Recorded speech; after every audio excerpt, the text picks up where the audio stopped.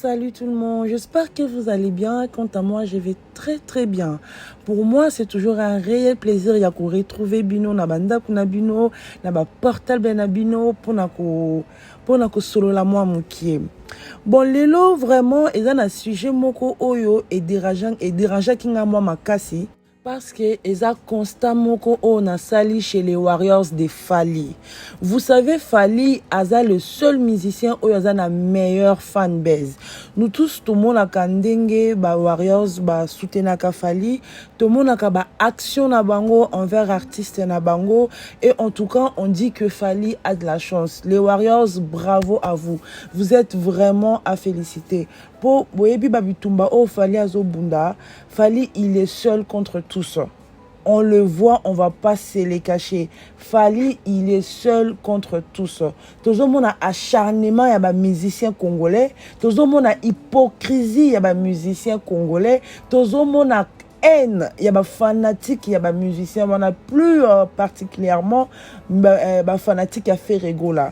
Boyebi en ce moment ba fanatique a fait rigola baza kosala ba une sorte de veillée hein na ba réseaux sociaux surtout na TikTok okomona na ba butu ba fongoli live ba kolala te na ba live wana ils ne font que propager la haine baza kaka wana incitation à la haine il faut to boycotter Fally bazo kota ti na vie privée à Fally et pas plus tard que hier ba gola ba fungola ki live moko bazo finga pardon ba parents ya Fally o ba kufa.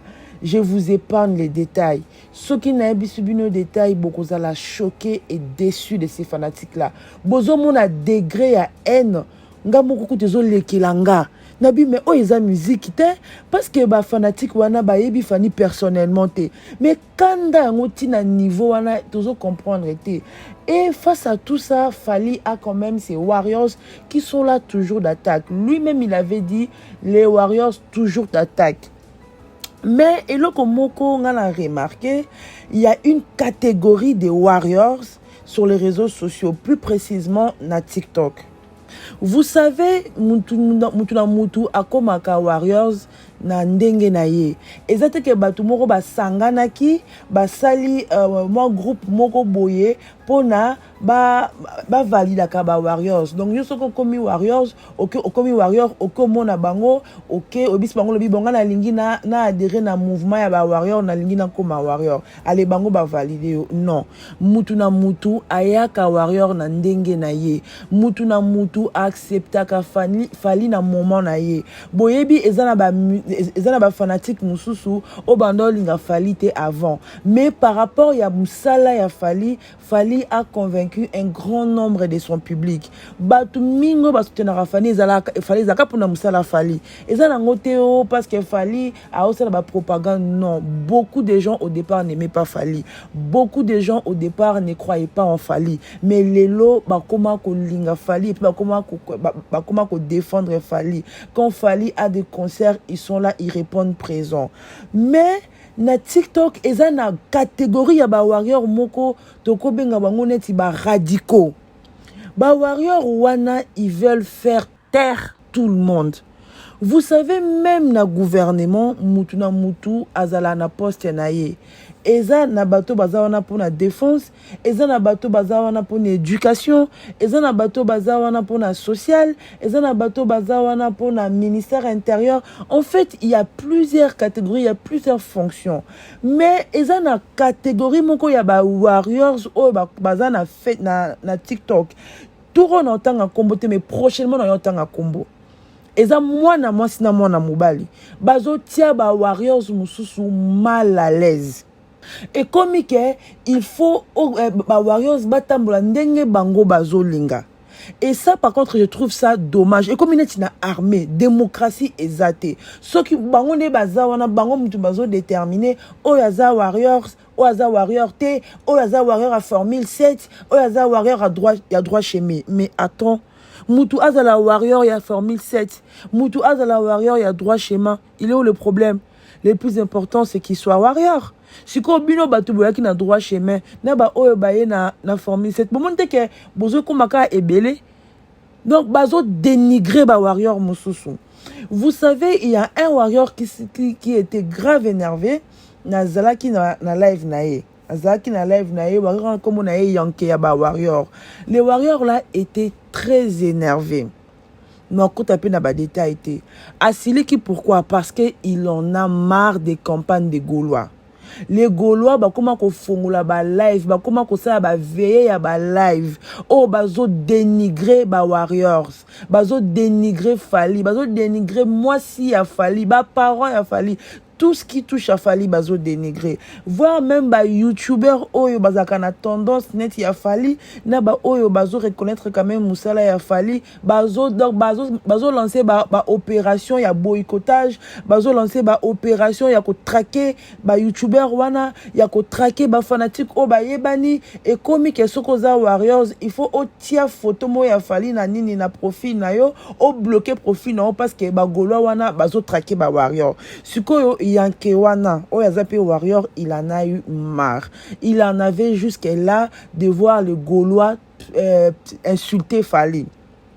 Aye a fongoli live na ye pas bandi ko démarrer ba Gaulois mais ezana ba warrior ka o bazaki na live wana ba ke na live ba warrior mususu pe ba warrior mususu pe baza ba président ba warrior et ceux qui pe baza pe ba proche a Fally tozo ye baté mais ba lingi muta défendre Fally te ba lingi muta alo ba Fally te bino bolingi bo dicter ba tu ligne de conduite moro. Pourquoi?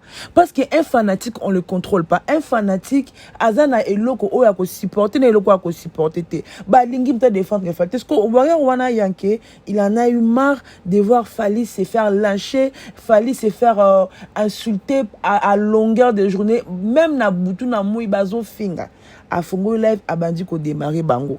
Kaka ba warriors zo bazaki na live ya Yanke wana ba kei ko yebisa ba mikonzi ba warrior wana so pe ba mikonzi ngona na ngwataki bango to yebite biso na bino o botala kuna Yanke azo finga ba Gaulois comme Yanke wana zo finga ba Gaulois ba Gaulois wana ba koya su ko finga Fally mais ba Gaulois wana même quand on les insulte pas ba finga ka Fally et ba warriors wana ba warrior na pe sabino conseil moko balobaka le linge ça c'est lave en famille ceux qui moko na bino ça likambo eke bosepe nango te bolanda ye na privé bosola na ye bolanda ye inbox bosola na ye mais ba warrior na ba fongoli ba live na bango ba bandi ko condamner warrior na mususu le Yanke de warrior ba bandi ko condamner o yaza warrior te aza Gaulois déguisé ye muta ye ko sala ke ba finga Fally mais vous êtes qui pour déterminer au hasard warrior te et phénomène wana eza ko se propager dans les réseaux sociaux. Alors tangu warriors Yanke wana ayoki bongo yepe a pété ba câble ya bandi ko finga warrior na mususu donc entre bango baza ya ko bebana et ba osalango devant ba Gaulois devant ba fanatique mususu. Pourtant nous on sait que les warriors c'est une famille, les warriors sont soudés mais compte tenu ya ba comportement ya ba warrior o baza ko acculer ba warrior musu na ba TikTok warrior na musu a pété ba plomb a fingi bango en tout cas il avait déconné. Je vous épargne les détails. Bon, pourquoi je vous raconte tout ça? Je vous dis tout ça parce que ceux qui ba warrior ba tiki eloko yo ekende eloko yo ko silate. Mutu na mutu ayaka ko soutenir Fally à sa façon. Fally a lancé un mot d'ordre moko warrior toujours d'attaque. Donc ça veut tout dire. Warrior oya lingi a attaqué na ko somba ba œuvre Fally, na ko streamer, na ko somba ba billet, na ko publier ba date ba concert à Fally, na osale le promotion. C'est assez parce que mutu moko o fallait futaka azate. Tous les warriors sont là parce qu'ils aiment Fally. Alors faut pas warrior moko ba bima pona ko faire taire baninga ba lobate o te papoucha loba ki bongo te papoucha loba ki bongo te et puis ceux qui donc bazo pesanga kanda moko non. Vous savez mutu toza mutema mon côté. Warrior wana eko fungola live na epona il en avait marre yepe azongi c'est la bagolwa ba yoka passion ba warrior ba yokaka et ça marchait parce que tant wasali bongo bagolwa ba ko fungola live siko vraiment qui impolitesse nyonso auto ebeli bagolwa siko ebimi. Je vais vous épargner les détails parce que ceux qui n'a lobby ba détail c'est comme si nazo ça la propagande na bango. Voilà pourquoi moi je voulais interpeller tous les warriors. Les warriors, c'est ba warrior bozana armete. mutu nyonso o aza warrior abengami warrior mutu ata mutu alinga droit chemin et ka défendra Fally azaka warrior ata mutu alinga ka tokos musique et qui défend Fally azaka warrior. Alors ezana ba warrior moto o ba yaka balo bala banika ke bino bozaka ba warrior a formé 7 bino boyeka lobby aboko lobby la Fally te. Mais attends, est-ce que vous vous entendez parler? Est-ce que vous vous entendez parler?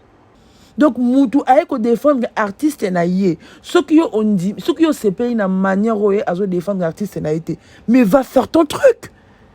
Hein? Aucun était au pelissa. Parce que bino guerre bino ezana ba gaulois. Bozo banga ba gaulois, bozo attaquer ba warrior entre bino comme guerre. Et ça est là comment je me demande ce qui ba warrior wana baza manipulé. En tout cas, ba warrior bo talé la ba warrior. En fait, de toute façon, boye babango baza moi sina mobali. Ba la la kate bango bazaka ce comme ina ba fongoli ba live. Moko fongola avant, a fongola vers ba 22h, muso fongola plus souvent entre minuit et 1h ya moi si wana. Molandela ye bien azana TikTok. Na nini na ye atia photo. Ye kuna alingi même pas ba défendre Fally. Ye kaka o toko lobela ba data Fally, toko lobela. Attends, mais vous allez parler du concert, vous allez dire quoi sur le concert? Parce que pour dire aux gens d'acheter les trucs, les billets, bah, assister à un concert, tu vas pas faire une émission de 4 heures du temps pour dire la même chose. Entre-temps, il y a plusieurs sujets à traiter. Parce que bien vous avez pour nous défendre Fally. Donc pour le billet, il faut vendre toute la nuit dans live. Dans ce cas, fais un message et puis tu publies. Donc bazo dénigrer ba warrior mususu et na c'est pas une attitude wanate. Fally en ce moment, il est très attaqué. Bagolois bazo attaquer Fally et comme même personnel. On dirait Fally na bagolois ba yebani personnellement. Babiloko bango ba comment ko fungola ba live na bango na butu pour na ko finga ka Fally. Baza na ba na mot d'ordre moko. Insulter Fally, dénigrer Fally, détruire l'image de Fally, dénigrer les parents de Fally. Bino ba warrior, ole bosa musala ya ko signaler ka ba page wana, bino ba komi ko se tirer entre bino. Donc ezana ba warrior ba lingi te ba warrior musu ba défendre Fally. Les warriors bo tellement la phénomène o ezo linga et côté pas ba warrior. Ko linga Fally, ko soutenir Fally, et ça vous empêche pas de défendre Fally. Ceux qui bo linga artiste na bino, alors il faut bo kende ko bunda na ba front nyonso. Moi, je dis ça parce que je ne suis pas d'accord. Je n'ai pas injustice. Nazo mona injustice oyo ba osala pour na Fally. Nazo mona comment ba artiste mususu na ba fanatique na bango. Ndenge bazo, excusez-moi pardon. Ndenge bazo combattre Fally. Tozo mona Fally abeti concert na stade moko bosuki na Katiola na Côte d'Ivoire. Mais bagoloa ba sali ba lali na live pour na en fait pour na ba désinformer bato que Fally a sali mpiaka donc ce qui peut oyebi concert ngote otika na mutu que Fally a sali mpiaka parce que ba véhiculer message wana tina ba réseaux sociaux bino siko ba warrior. Na moni place ba warrior rebelle ba sali ba démentir ngote. Non, il y a juste 2 pages sur Facebook, 2 pages qui défendent Fally. Et ça page, il y a j'ai oublié en tout cas quelque chose comme ça des stars et une autre aussi pardon. Car bango mutubazo bundana na musala il y a des informations. Mais ba waro ba na TikTok ba lingi ba défendre Fally te. Oh to lobi la ka makamba papouche à lobby focus. Mais attends, c'est pas parce que vous êtes focus que beaucoup défendent les stars na binoté. Quand même c'est pas normal. Est-ce que bino ba warriors ou so ba fingeli bino ba parents na bino ba fingeli bino ba na bino bozana maîtrise au bozo rapport na Fally? Laissez à chacun la liberté de défendre son artiste comme il entend. Ceux qui ont des warriors alingi afungula live na ye pour na quoi attaquer parce que bazo attaquer artiste na ye, il a le plein droit de le faire. Laissez à chaque personne la liberté, l'espace de se défendre, de défendre son artiste. Pour eux, bozo lingasko bo kotisa na communauté ba warriors, ils on dirait comme une ba infiltré. Bo keba, on dirait bateau mi balé on a zo pointé, on dit ba comment ça sale boulot ya côté moko boye. Bazo ya wana on dirait bango baza ba doyen. J'étais même une fois dans live moko il y avait Alexis. Vous savez Alexis a contacté na live na bango bazo sur la bango nyonso et moi j'étais des passages hein. La côté peut na live dans autres là parce que moi des fois je réagis pas. La côté dans autres là. Après, il y avait aussi d'autres warriors qui étaient montés dans la live wana. Bah comme tuna Alexis information sur Fali. Vous savez quand même que Alexis est un journaliste. Alexis est mieux informé que beaucoup de warriors. Tout mona Alexis Wechi aya na information oyo plus tard et ça verra vrai. Parce que quand il dit, moi je suis un journaliste, j'ai fait mes investigations, voilà, il y a ça. Batumingi yebi ténacité ya Alexis Wechi na makambo information Fali. Alors invité wana mati na live, komi kotuna Alexis Wechi information. Mbala moko ye hot wana ya warriors wana ya mwasi. Ote ata Alexis Wechi retourna et pourquoi? Il faut te caca à papouche. Et moi, j'étais en bas, j'ai intervenu, Nabi, mais attends, madame. Alexis Wechi est parmi les gens les mieux informés sur tout ce qui regarde Fali. Oui, Aza Warrior a ça la cana bureau à Falite, mais Aza peut mieux informé parce que a Solarana bateau dans staff à Fali. Alexis, elle a besoin d'informations et belé au tout le monde qui est vrai. Ce que Alexis, et même Alexis, c'est juste un warrior, il ne peut pas nous en dire plus. Il faut de la carte à papouche. Vous avez fallu sortir parler combien de fois? Déjà, Fali, il ne sort pas parler tout le temps. Il ne parle pas tout le temps. Fali, vraiment, quand il sort, c'est vraiment quand ça lui monte.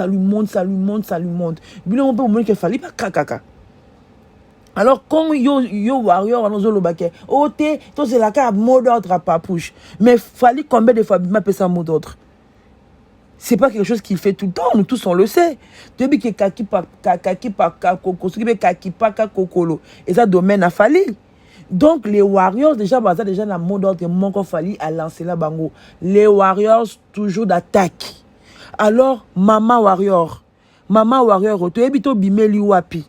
Parce que Bissopé, to banda na début à carrière à Fali. To yebi histoire ya début à carrière à Fali.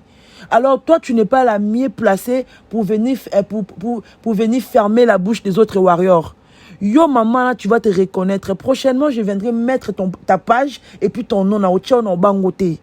Tika ko stressé ba warrior. Tika ba warrior libre ya osala o balingi. Ba warrior bazana pour défendre artistes na bango. Tozo mona injustice. Tozo mona comment ba gaulois baza ko sa chanter. Tozo mona comment ils ont détruit la famille de Fali. Tozo mona ndenge ba monter bana. Tozo mona liandi asala kabalev matin midi soir sous Fali. Oyebi ke liandi wana asolana bana Fali wana mususu. Est-ce que c'est normal que tout le monde simple individu, beaucoup de la famille en moutou, beaucoup de détruire noyau aux famille. Donc pour Nabino, warrior tout, beta kakipaka kokolo. Mais non, laisse les gens tranquilles. Toyebi ke warrior bazana pour nous défendre Fali. Fali n'a que ses warriors. Fali n'a pas d'autres personnes. Fali n'a que ses warriors. C'est que sous ces warriors que Fali peut se reposer. Donc, laissez les warriors défendre Fali. Ceux qui bino bolingi bo défendre Fali, n'a ko sensibiliser tout pour na ba événement na ye, pour na ko streamer, pour na ko assister na ba concert, pour na ko landa Fali na avion. Faites ces boulots-là. Pour na OP balingi pe baya ko défendre Fali avec Arne Botika Bango. Vous n'êtes pas là pour dénigrer les autres. Yo mama warrior ozara na TikTok au fungula ba TikTok na au fungula souvent entre 23h et 1h. Tu laisses les autres warriors tranquilles. Prochainement na yo page non na ko tiango et puis toi je vais t'exposer. Bon en tout cas to comme na biso na suka ya sujet parce que eza vraiment sujet moko o et matakinga. Pour na komona ke bato ba okotisa trouble entre les warriors bazo dénigrer ba warrior mususu bazo minimiser ba warrior mususu na sepele na ngote tozo mona ba warrior mususu ba komi monde on dirait baza contrôlé par deux personnes to lingi bato bazo contrôler ba cerveau ba ningate. Les réseaux sociaux tout le monde est libre. Ceux qui va attaquer il faut zongi ça parce que c'est comme ça, c'est la loi de la nature. Mutabe chombata oniki likofi. C'est comme ça. Aki Mamusika prochainement, il vient plus. Bon, en tout cas, na komi na suka ya sujet oyo. Pour naba on a lésé, je vous demande de m'excuser parce que c'est pas souvent que je viens parler sur ces tons-là. c'est parce que ça m'avait vraiment monté que tout le monde comment contrôler baninga sur les réseaux sociaux et en tout cas et sous l'inga. Veuillez m'excuser si vraiment je vous ai lésé. Pour naba OEP va aussi la peine à sujet oyo, force à vous. Pour vos commentaires, vos suggestions, vos remarques, reproches, pour l'amélioration de notre chaîne, laissez-les dans les commentaires. Pour ceux qui ne sont pas encore abonnés, abonnez-vous, likez et partagez. Quant à moi, je vous retrouve très prochainement. Bye bye.